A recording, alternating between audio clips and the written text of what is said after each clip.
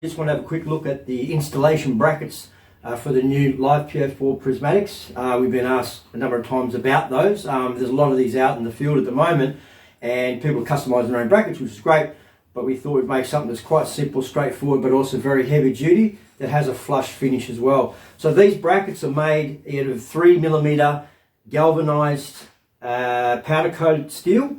They also have the countersunk holes, so you can actually put a 5M screw into here and have a flush back mount, and then you've got a tab which will go on the top and that can hold it in place. So that goes through the handle, and then you can either drill some of the holes, cut this off, shorten, do whatever you like, and that way it's a nice flush finish. But it's also heavy duty. These weigh about 3 kilograms each. So these here will fit snugly in with the 15mm rim all the way around and the back tabs. So you can install the prismatics horizontally, like we're going to do in a second, or you can put them in vertically, because when you're standing them up like so, you've still got this setback here or recess, and then if you're going to put this through your handle, then you'll be able to still mount it like so, and it won't move because you've got the handle that's going to sit and stop it from moving. So that's just a quick look at it there. It's nicely finished, made in Australia, and I'll just put it into its little cradle.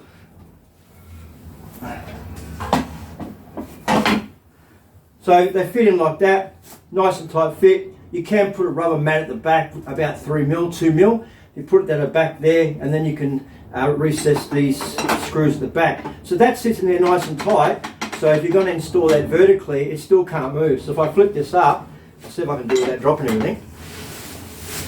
Okay.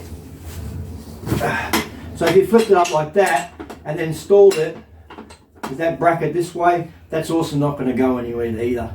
They also do have drainage holes in the bottom.